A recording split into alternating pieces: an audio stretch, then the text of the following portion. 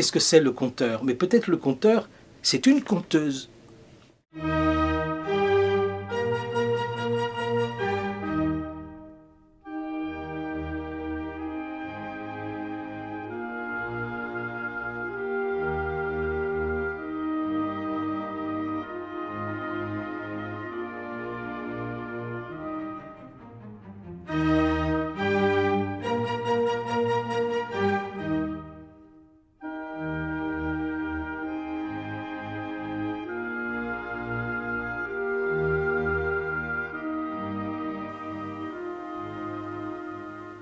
Et si tu considères le parcours accompli, Oui. qu'est-ce qui te manque? Je ne crois pas qu'il me manque quelque chose. C'est pas un manque. Je suis simplement disponible à ce qui vient. Disponible aux intuitions, disponible aux contes que je vais de nouveau rencontrer, au genre du public. J'adore les situations décalées, me retrouver dans des endroits qui sont complètement dépourvus de propositions artistiques. C'est une chose qui me plaît beaucoup. Donc je suis open, comme on dit, je suis ouvert, mais ce n'est pas sur un manque que ça se base. C'est sur une constante curiosité, un constant renouvellement. Je ne sais pas s'il faut arriver quelque part, il faut simplement cheminer. Je ne peux pas répondre sur la base du manque. Quand j'avais 14-15 ans, j'allais au parc de Saint-Cloud avec une flûte et je jouais pour les poissons rouges. Et les poissons venaient. Hein. Ils venaient, ils frétillaient. C'était une époque où j'écoutais beaucoup Félix Leclerc et où je lisais énormément Jean Giono. Et je pense que dans le monde de Jean Giono, dans son verbe, dans son écriture, dans sa parole de conteur, dans sa parole de nature, c'est vraiment quelque chose qui m'a nourri, qui m'a permis d'être enraciné. Et c'est encore quelque chose c'est encore une langue. Au début, je pense que dans n'importe quel art, on imite. Hein, dans la chanson, moi j'ai imité Félix Leclerc longtemps. Dans l'écriture, j'ai imité Giono longtemps, ou Victor Hugo, ou des grands maîtres comme ça qui me touchaient, avant de chacun trouver sa propre patte. Mais je dois dire que le conte, pour moi, je l'ai rencontré chez Giono, dans sa vision du monde, dans la verve, dans la physicalité, dans la chair de ces personnages. Hein, il n'y avait pas d'un côté l'esprit évanescent des gens et puis leur chair. Non, c'était vraiment Donc j'ai rencontré les personnages, l'imaginaire, cette beauté de la nature et ce verbe qui jaillit de la nature. Une histoire qui me touche, il y en a une que je raconte épisodiquement, je m'arrête et je reprends. C'est celle que Gougo a appelée Nuages d'avril et les taches blanches du soleil. J'ai trouvé d'autres versions, hein, je ne raconte pas la même chose. Mais ce qui m'a touché dans cette histoire, toujours, c'est qu'il y a... Alors, Gougo, on a fait une souris. Pour moi, c'est plutôt une petite fille du clan de la souris. Et elle entend... D'abord, elle entend des choses que personne n'entend. Et elle voit des choses que personne ne voit. Et ça... D'abord, je sens bien que c'est quelque chose qui parle aux autres hein, quand je raconte, mais c'est surtout quelque chose qui rentre en résonance avec ma propre expérience et ma propre voix dans le domaine des contes. J'avais 5 ou 6 ans, j'étais au 3e étage d'un petit immeuble où j'habitais avec mes parents, mon frère. Il y avait une lumière magnifique, un soleil, comme un soleil rasant, très très beau. Je rentre dans la pièce et j'aperçois des milliers, des centaines de milliers de petits grains de poussière que je n'avais jamais vus. Je découvre un monde au-delà de ce que mes yeux ont vu. Et c'est une expérience que je vais garder, non pas que je vais cacher ou que je vais enfouir, mais que je vais garder au chaud. Ce sont comme des braises. Il y a c'est mon contact avec l'imaginaire. Il y a des choses qu'on ne voit pas et dont on peut rendre compte. Et là, je me souviens, je me revois enfant, imaginer que ces petits grains de poussière sont des terres, sont des mondes, et que ces mondes sont habités, et qu'il y a des histoires à raconter. Alors bien sûr, ensuite, voilà, c'est pas tout de suite que je me suis mis à raconter. Mais ça a été un moment important, donc ça me touche énormément dans cette histoire. Quand je dis qui a cette petite héroïne là, qui part et puis qui entend des choses que personne n'entend et qui va finir par voir des choses que personne ne voit. C'est un peu mon histoire, mais je pense que c'est un peu aussi l'histoire de tout être humain qui découvre que le monde, c'est pas simplement la consommation, le binaire, la dualité, les choses terre à terre, mais c'est que nous sommes mus, que nous sommes activés par des choses qui ne se voient pas, qui ne s'entendent pas et qui sont pourtant bien réelles. Et donc cette histoire, tu la portes de quelle façon? Je la porte de quelle façon? Je la porte, c'est comme si en même temps que je raconte, et c'est aussi dans ma façon de raconter, c'est quels que soient les paysages et les épreuves qu'on traverse, il y a quelque chose qui est là, qui est du domaine de la confiance, que rien finalement n'arrive de si tragique que ça, qu'il y a des aléas, et que même après, quand on regarde en arrière, des épreuves font sens. Donc voilà, ce qui me touche dans cette histoire, c'est cette confiance. Curieusement, bon, je disais que j'ai rencontré, voilà, que quand j'ai aperçu ces poussières-là, et que je me suis dit qu'il y avait des mondes derrière les mondes, et que j'ai rencontré l'imaginaire, curieusement, ça m'a donné un ancrage. Là où les gens se perdent dans l'imaginaire, moi, j'y ai trouvé un ancrage. Et peu de temps après, mon père est décédé, et j'ai trouvé dans ce monde-là la colonne vertébrale dont j'avais besoin, les héros dont j'avais besoin, les personnages masculins dont j'avais besoin pour me tenir au monde.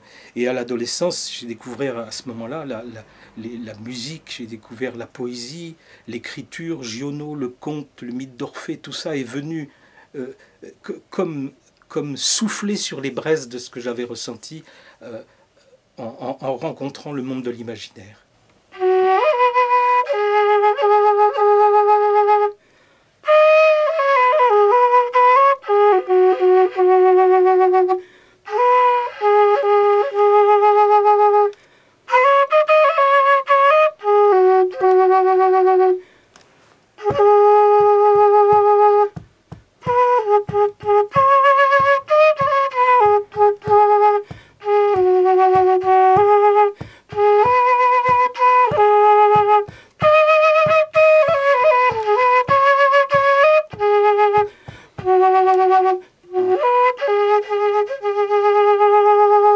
La musique, le chant, la voix, le conte, l'écriture même, tout ça participe d'une même tresse, tout est imbriqué.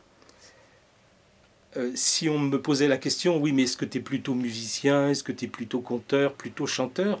Je dirais plutôt musicien à partir du moment où la musique renferme toutes ces choses dont je parle. C'est voilà, c'est ce qui est pour moi l'élément musical. L'élément musical, il a tout ça. Il a la musique, bien sûr, le chant, la voix, le conte, l'écriture, la poésie. Tout ça, pour moi, c'est une seule et même chose. J'ai été chanteur avant d'être conteur. La musique venait en même temps que les paroles. J'ai tout de suite été, voilà, dans sans savoir que ça existait, dans cet univers des bardes, où c'est pas chanter, faire de la musique, compter, écrire, c'est pas avoir plusieurs cordes à son arc. C'est une seule et même façon musicale de s'exprimer, une façon musicale de s'exprimer au monde. Et de là, comment j'ai été touché par le mythe d'Orphée quand j'étais tout adolescent. Pas la partie Orphée qui va aux enfers pour chercher Eurydice, bon, c'est beau, mais ça m'a pas touché. Ce qui m'a touché, c'est Orphée au milieu des animaux, le lion à côté du loup, à côté de la biche, du serpent, et les arbres qui se penchent, enfin, voilà, il y a chez moi une résonance comme quoi l'homme peut arriver à être la bouche de la nature et la voix des animaux muets. Et à ce moment-là, quand on est dans cet état-là, la nature répond. Et ça, c'est extraordinaire. J'ai vécu des choses en Mongolie absolument inouïes, où si on voit la vie comme un conte et qu'on est au milieu de la nature va nous renvoyer, nous apporter des éléments inouïs de réponse, des synchronicités, des choses des choses qui se racontent après. Je suis obligé de les raconter. Tu peux donner un exemple? Oh oui, par exemple, quand j'ai été chercher des contes en Mongolie, j'y étais 3 fois, donc avant de faire ce travail d'anthologie avec un poète mongol. Et mon premier voyage, j'étais avec un Mongol, un géant, et ce gars, tous les matins, me disait « Qu'est-ce que tu as rêvé ?» Et selon ce que j'avais rêvé, il me faisait le programme de la journée. Donc un jour, il me dit « Aujourd'hui, je te raconte une histoire. » Parce qu'il savait pourquoi je venais, de temps en temps, il me donnait des contes. Et il me raconte pourquoi la marmotte, on dit que la marmotte est un sage. Et il m'explique que la marmotte, elle a d'ailleurs le pouce d'un homme. Bon. Il me dit, aujourd'hui, on fait du cheval. Et là, j'étais un peu désolé parce que je suis très mauvais cavalier. Je préfère être chevauché par un comte que monter sur un cheval. Et donc, je le suis, et forcément, mon cheval tombe les 2 sabots avant dans un trou de marmotte. Je me casse donc la figure, et je me foule quoi donc? Je me foule cette partie-là, qui devient assez grosse. Alors, mon gars, qui est un peu chaman en même temps, il rigole. On continue. Il se trouve que quelqu'un qui est avec nous en chevauchant perd un bracelet.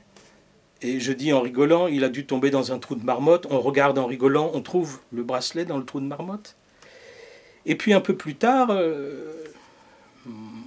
mon berger là, me dit, écoute, il va falloir qu'on trouve une marmotte. Il faut que tu manges une marmotte pour soigner ton doigt. Bon, on est en pleine steppe, c'est comme le désert, il n'y a rien. Et on voit arriver, une demi-heure après, un chasseur de marmottes sur son cheval avec son chien, son fusil, et puis une marmotte sur le dos. Voilà, je donne un peu de sous pour acheter la marmotte. On me prépare un bouillon de gouroultaï, qui est une chose grasse, absolument inouïe, qu'il faut avoir mangé une fois dans sa vie, mais juste une fois. Et voilà, je mange ce bouillon, et puis le lendemain, effectivement, ça dégonfle. Et puis je finis ce voyage, je rentre chez moi, je dois déménager, je loue une maison, et en raccompagnant le gars de l'agence, je vois le nom de la maison, ça s'appelle La Petite Marmotte. C'est un conte.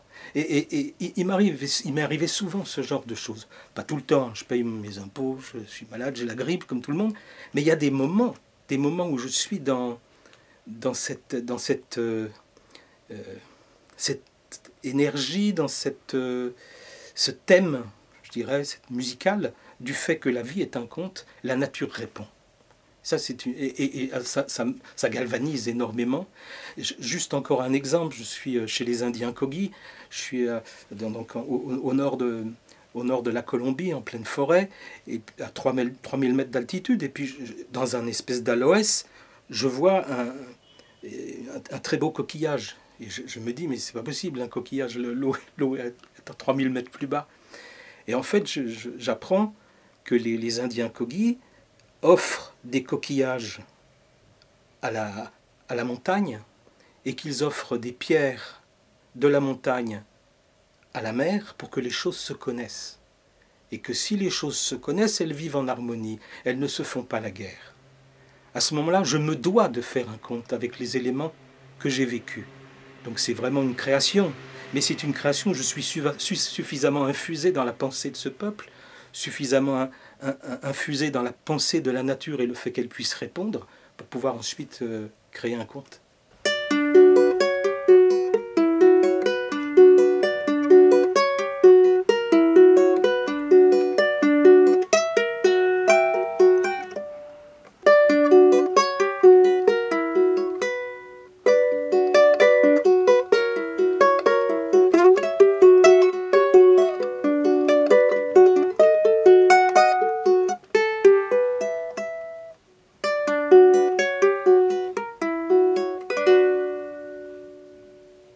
Est-ce que tu t'aimes comme conteur? Est-ce que je m'aime comme conteur? Oui. Oui, je crois, oui. Parce que je me sens vraiment bien à ma place. C'est une chose qui est... J'ai eu un conte d'ailleurs là-dessus beaucoup, c'était « Où est ma place ?» Où est ma place? Et quand je raconte, vraiment, voilà, je suis là où je dois être, et je suis utile à mes semblables en même temps, ce qui est important. C'est pas fromage ou dessert, c'est les deux. T'es utile comment? Comment tu peux le quantifier? Bah, déjà, je me nourris quand je raconte, et en même temps je nourris l'autre. c'est là que je pense que je suis utile. Mais c'est très lié, hein, comment on est, comment on se sent. Si on est à la place qui est la nôtre, alors c'est sûr que quand on donne quelque chose qui est précieux pour l'autre, je pense. Pour moi, il me semble que le conteur, c'est quelqu'un qui participe à saboter les systèmes erronés qui éloignent l'homme de sa source. Et voilà, c'est le côté, il y a le côté d'apporter toute la poésie, tout l'espoir, tout l'imaginaire, mais il y a aussi ce côté de s'en prendre au système de croyances qui font que ce monde est bien loin de ce qui pourrait être, de bien loin de la richesse des rapports humains qu'il pourrait avoir. Et je pense qu'il est question aussi il est vraiment question de ça dans les contes. Donc c'est un positionnement, c'est-à-dire apporter de la beauté, apporter de la lumière, tout ce qu'on veut, mais c'est aussi saboter les systèmes qui nous divisent et qui nous écrasent et qui nous empêchent de toucher à la source des choses. Oui. Et si tu donnais une définition de la fameuse source? C'est très ouvert. Des fois, on me dit, vous êtes croyant, vous n'êtes pas de croyant. C'est des questions, par exemple, qui me semblent complètement dépassées, stupides, qui nous ramènent dans une réponse duel.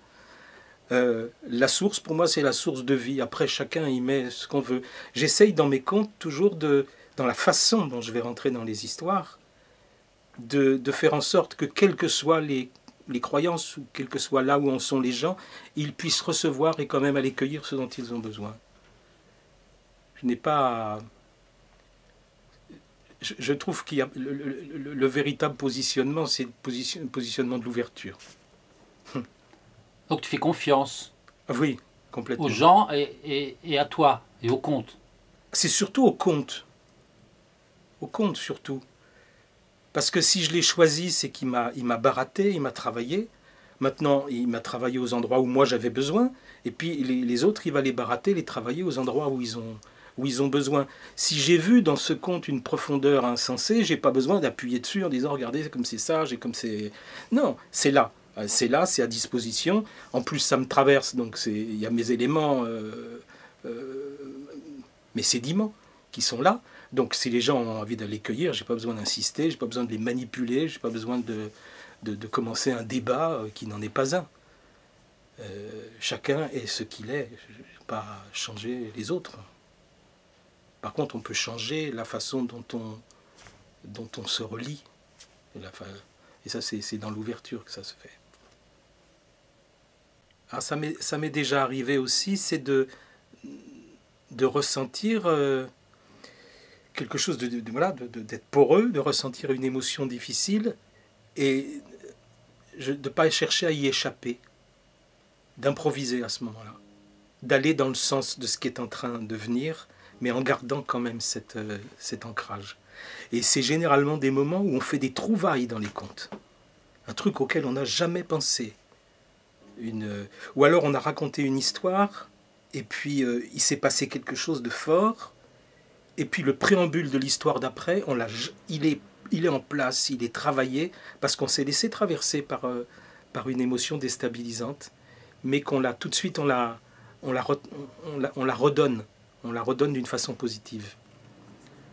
Voilà, donc ça arrive aussi. C'est-à-dire, faut pas non plus chercher à échapper ou être dans le déni, parce que c'est pas bon, puis ça se sent.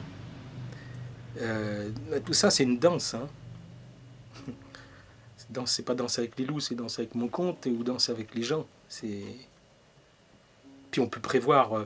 C'est pour ça, quand on est musicien, on sait qu'il faut beaucoup travailler pour pouvoir improviser. Quitte à faire des choses complètement différentes, mais on a fait le signe, on a fait le lit des choses. Après, il suffit de verser l'eau, quoi. Tu as l'air relativement solide, avec une bienveillance, avec des références qui t'habitent, qui ne sont pas seulement juste livresques. Mais y a-t-il quelque chose ou quelqu'un ou un élément de vie qui te déstabilise? Comme conteur, hein, bien sûr. Comme conteur. Ce qui peut me déstabiliser, c'est comme je suis très éponge, c'est de ressentir un état ou chez quelqu'un ou dans un public et que cet état m'envahisse. Et là, je sais que mes instruments de musique, ma grande vigilance à être parcouru par le conte fait que ça m'évite ça. Mais il peut y avoir un danger, c'est de tomber dans l'émotion, une émotion trop forte de l'autre. Peut-être ça qui pourrait me déstabiliser. Sinon, effectivement, je suis quand même relativement ancré, stable, et je sais que je peux accompagner les gens sur des chemins, des épreuves qu'il peut y avoir dans les histoires.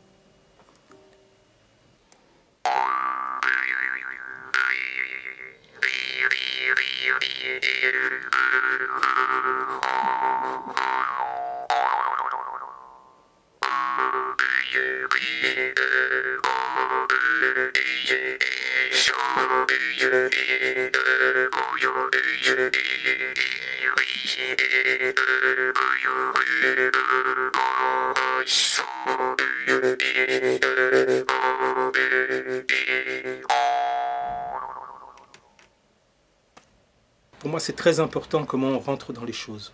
C'est-à-dire que l'art du préambule est pour moi un art voilà, que je travaille beaucoup, que j'essaye de partager avec les gens que j'accompagne. Voilà, c'est comme quand on rencontre quelqu'un, si on lui écrase la pogne ou si on a la main molle, il ne va pas se passer la même chose que s'il y a une vraie rencontre. Donc comment on rentre, comment on est dans le « il était une fois » des choses. Sur un plan technique même, si on se plante à un moment donné, si on a bien démarré, on peut toujours retrouver cet élément de bon départ. Et puis j'accorde aussi une importance, non pas à la fin, mais au sillage. C'est-à-dire qu'est-ce qui continue de vivre une fois qu'un conte est terminé. Et pour ça, la musique est formidable. Nous ne sommes pas dans une culture du silence, on n'est pas en Asie. Donc la musique, c'est la façon d'offrir un silence. Par rapport à des choix d'origine des contes, Oui. tu es plutôt sud, est, ouest, nord? Alors, je suis quand même très diversifié, mais je suis plutôt dans des traditions, dans des peuples premiers, des traditions qui n'ont pas perdu le lien avec la nature. Donc ça part un peu quand même, il y en a partout, un peu des peuples comme ça. J'ai quand même, j'ai beaucoup été dans le monde amérindien et beaucoup dans le monde mongol, ce sont des mondes que je connais. J'ai été voir, j'ai été récolter des contes là-bas. Et ce qui me touche, c'est que j'y trouve une substance qui est très proche de la façon dont j'ai abordé le conte et de ce qui m'a touché d'abord dans le conte. Donc j'y trouve des frères et des sœurs qui parlent le même langage. Et je pense aussi qu'on vit dans une époque où tout est tellement dénaturé qu'aller rechercher des contes là où les peuples n'ont pas perdu le lien, ça me paraît absolument essentiel. Donc tu as l'impression quand tu contes que tu amènes la nature avec toi, c'est ça, tu nous la propulses? Oui, je dirais pas que j'amène la nature avec moi, je dirais que je me sens comme infusé dans la nature, et qu'étant infusé dans la nature, elle est avec moi. Et je ne la porte pas, je suis en elle. Je ne me pose pas la question de la nature comme étant quelque chose qui est à l'extérieur. Elle est, bien sûr, elle est dehors, mais elle est dedans. On en reparlera. Pour moi, la nature, c'est pas quelque chose qui nous environne. C'est la nature et notre propre nature. Tout ça est tout à fait imbriqué, tout à fait lié. Alors quand tu comptes, c'est quoi ton but ou un de tes buts? C'est quoi, qu'on prenne conscience de quelque chose? Je sais pas. Non, parce que je me méfie des intentions trop fortes quand on raconte. On n'a pas à manipuler les autres. Pour moi, raconter, c'est être un bon cheval et être chevauché par un conte. Alors si en l'ayant travaillé, en s'étant infusé en lui, on y a vu beaucoup de choses, eh ben ces choses sont là, mais c'est aux gens de venir les cueillir. Alors pour répondre à ta question, oui, la nature est là, Et à une époque où on a besoin de retrouver le lien, de se retrouver soi-même comme appartenant à la nature, forcément, il y a des choses... Mais les gens doivent venir les cueillir eux-mêmes. Je n'ai pas à leur balancer mes idées, si belles soient-elles. C'est une chose que je me refuse à faire et de plus en plus. Est-ce qu'il y a quelque chose qui pourrait t'énerver ou t'agacer ou te mettre en émoi dans les réactions des gens? Par exemple, des paroles convenues ou manifestement des gens qui n'ont pas saisi ce que tu apportais? Moins maintenant, je crois pas. Je crois que... c'est-à-dire, quand je dis se faire chevaucher par une histoire, c'est vraiment ça. C'est-à-dire, quand on parle d'être la nature, voilà, je me laisse traverser par un conte, et ce conte, il va prendre en moi les substances dont il a besoin pour toucher les autres. C'est-à-dire, il va prendre le vent, le feu, mes émotions, ma vie, enfin tout ce qui est à moi, je le laisse prendre. Et je le laisse tout donner. C'est un magnifique antidote à l'ego, le conte. Mais c'est lui qui choisit qu'est-ce qui vous traverse et qu'est-ce qui arrive à l'autre, qu'est-ce qui parvient à l'autre. Parce que si on choisit soi-même de ce qu'on va donner, on veut devenir le cavalier du conte, on est très proche de le dénaturer. On peut se faire, bien sûr, envoyer valser par le cheval qu'on essaye de maîtriser, ou alors on peut en faire un cheval de cirque. De cirque.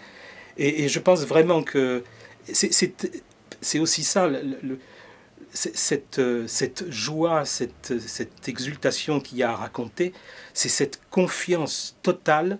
Cette histoire me traverse, elle sait ce qu'il y a à prendre en moi pour pouvoir aller toucher les autres. Je suis à ce moment-là comme un arbre plein de fruits, mais je ne dois pas balancer les fruits à la tête des gens. C'est eux qui doivent venir cueillir ce dont ils ont besoin. Moi, je ne sais pas ce dont ils ont besoin. C'est un grand mystère de quoi les autres ont besoin. Alors, effectivement, je me situe dans une mouvance qui est celle des bardes, qui est celle de... Voilà, on en parlera de l'image qui m'a touché à l'adolescence et qui m'a jamais quitté, d'Orphée au milieu des bêtes. Voilà, si je peux de temps en temps, à un moment donné, être la bouche de la nature et la voix des animaux muets, je suis à ma place. Et là, j'aime être le conteur que je suis. Hey ya ho, hey ya ho, hey ya ho, ho hey yo ha hey. Hey ya ho, hey ya ho, hey ya ho, ho hey yo ha hey. Hey ya ho hey yo. Hey ya ho hey yo ha hey. Hey ya ho, hey ya ho, hey ya ho, hey yo. Hey ya ho, hey ya ho, hey ya ho, hey yo. Hey ya ho, hey yo. Hey ya ho, hey yo. Ah, hey. J'ai travaillé en France sur des contes régionaux. Ça ne doit pas être des contes régionaux. C'est des contes.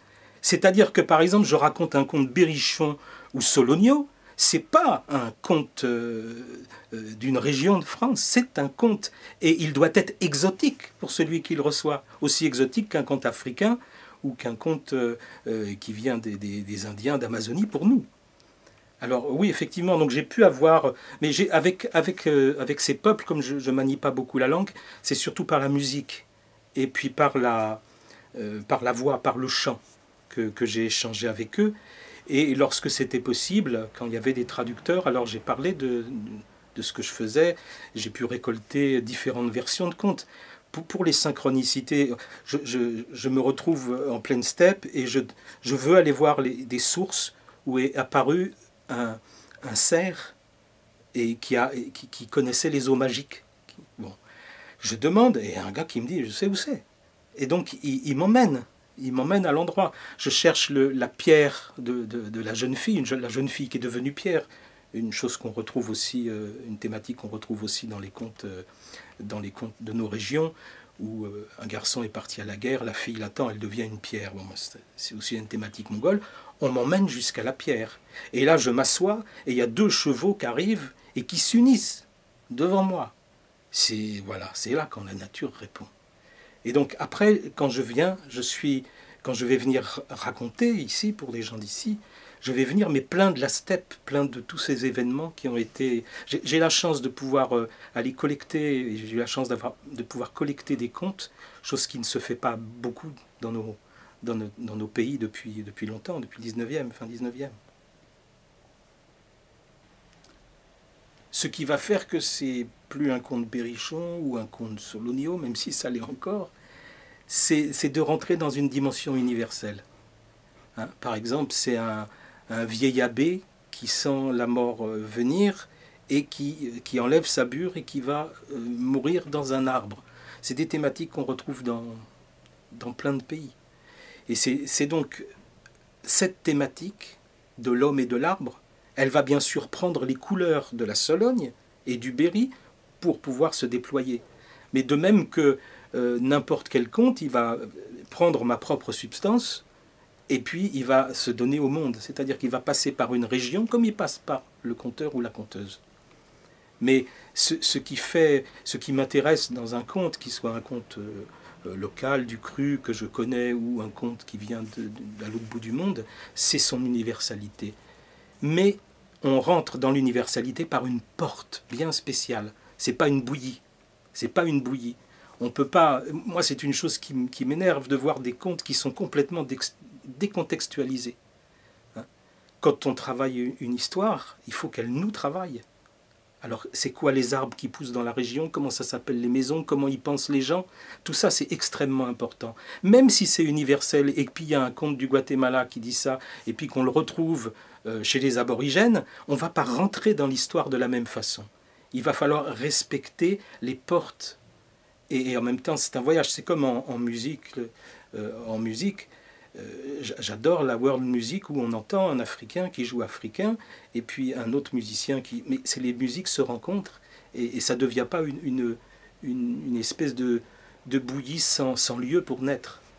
Et ça, j'y tiens énormément au niveau du conte, de contextualiser. Alors c'est vrai que quand on tend vers la sagesse, on a tendance à édulcorer tout le reste. Et c'est une grave erreur. Parce que c'est aussi dans les détails que l'âme humaine qui reçoit peut aller chercher ce dont elle a besoin. Parce que si je lui dis, voilà, c'est sage, c'est universel, démerde-toi avec ça, je ne crois pas que ça fait avancer quoi que ce soit. Ça me paraît factice et ça me paraît aussi de la manipulation. Voilà. Moi, j'évite vraiment tout ce qui peut être manipulation. Pour ça, il faut vraiment s'infuser dans les histoires. Après, on peut se permettre une très grande créativité. On peut réparer des contes qui ont été abîmés, ça se voit. On peut aussi en inventer, parce qu'il y a des thèmes qu'on a trouvés en ethnologie ou autres, qui ne sont pas traités. Mais il faut pour ça s'infuser suffisamment dans la culture par laquelle l'universalité va rentrer pour toucher les autres. Ce vieux chant pour nous réveiller, pour nous réapprendre à danser, avec les choses et tous les hommes, vivre enfin en paix. Car nous sommes aussi les rivières, les grands aigles et les cèdres bleus, l'air que l'on respire, les torrents, la pierre et le feu. In Lakesh, voilà que je danse sur le tambour de nos cœurs mêlés. In Lakesh, je suis un autre toi, je suis un Maya. In Lakesh, disaient les Mayas, ça veut dire je suis un autre toi, un papillon parmi les fleurs du ciel, fille et fils du soleil. Le conteur, c'est un voleur. Il prend, il glane tout ce qu'il peut glaner autour de lui, mais il le fait honnêtement, c'est-à-dire qu'il va reverser dans le collectif tout ce qu'il a pu voler. Bon, c'est aussi un menteur qui dit la vérité. C'est aussi quelqu'un qui a perçu qu'il y avait quelque chose au-delà de ce qu'il voit, qui a entendu, enfin, ou qui a cru entendre, ou qui a perçu un chant derrière le chant. Mais il n'arrive pas, le conteur, comme ça, d'emblée. Alors il a besoin, moi j'imagine que j'ai un loup à l'intérieur, un loup qui, lui, a été voir ce qu'on voit au-delà de ce qu'on ne voit pas, qui entend au-delà du chant, Et je lui demande comment c'est, dis-moi comment c'est. Et il ne peut me le dire qu'avec des métaphores osées. Et ces métaphores me traversent et je les offre au monde. Voilà, c'est ça pour moi un conteur. C'est aussi quelqu'un qui a conscience de ce qui se passe au moment où il raconte. C'est-à-dire, ça naît dans un endroit mouillé. On va s'adresser à des gens en face qui sont comme le conteur, plein d'eau, plus de 90% d'eau. Donc toute cette fluidité, il faut vraiment... C'est Rabbi Nahman de Wrocław qui disait que le conteur abrite une parole qui doit être féconde. Et elle est féconde parce que c'est un lieu humide. Et cette idée d'être traversé, d'être passeur, voilà. Mais moi, je suis vraiment dans cette idée qu'il faut, plutôt que d'apprendre à être conteur, c'est à désapprendre à pas l'être. C'est un désapprentissage. Il faut être ouvert, complètement ouvert. Alors c'est vrai que des fois, c'est un peu coûteux parce que si on est beaucoup dans l'empathie, si on est éponge, l'éponge sacrée de la Lune, ben on en prend parfois plein les mirettes. Mais ça fait partie du programme. Alors, souvent, on dit, qu'est-ce que c'est le conteur? Mais peut-être le conteur, c'est une conteuse. C'est quelqu'un qui peut mettre au monde, enfin, voilà, il y a quelque chose qui naît à travers. Et c'est bien ce que font les femmes. Ça m'étonne d'abord. C'est parfois cette réaction que, voilà, je suis réputé utiliser une parole littéraire, entre guillemets, qui pour moi n'est pas spécialement littéraire. C'est-à-dire que je m'évertue à travailler une belle langue. Et j'ai la chance d'écrire et de compter. Et donc, c'est un peu dans la tradition juive, on dit c'est marcher sur ses deux jambes. C'est-à-dire que l'oralité va nourrir l'écriture et l'écriture va permettre de travailler une belle langue. Et j'ai souvent eu des conteurs assez chevronnés qui me disaient « Écoute, je t'ai vu en spectacle, finalement c'est bien, mais j'avais vraiment peur. » Parce que j'avais peur que ce soit trop littéraire. Et en même temps, je vais dans des milieux très décalés, je raconte énormément en maison d'arrêt. J'étais il y a quelque temps à raconter pour les Chibani, en région parisienne, les vieux travailleurs immigrés. Et je raconte comme je raconte partout. Et à la fin, il y a un vieux travailleur immigré qui est venu me voir, un vieil Algérien qui m'a dit « Écoute, je te remercie vraiment pour la belle langue que tu nous as offert. » Et c'est un peu comme... J'ai rien contre le fait d'avoir un langage simple. Hein. J'ai vu des gens qui racontaient avec un vocabulaire qui n'est pas très développé. C'était très très beau. Mais si la voie qu'on a, c'est de travailler la langue, c'est pas qu'on raconte pour les bobos. On essaye d'offrir le meilleur de ce qu'on peut barater soi-même, mais on l'offre y compris aux gens qui n'ont pas eu forcément la chance d'aller à l'école ou de se cultiver. Et c'est un peu comme pour un enfant, même si on ne comprend pas tout, un enfant il ne comprend pas tout, il va mettre aussi de la magie dans les mots qu'il ne comprend pas, ça n'a aucune espèce d'importance. Les gens captent l'énergie, ils captent l'intention, et ils ressentent bien les choses.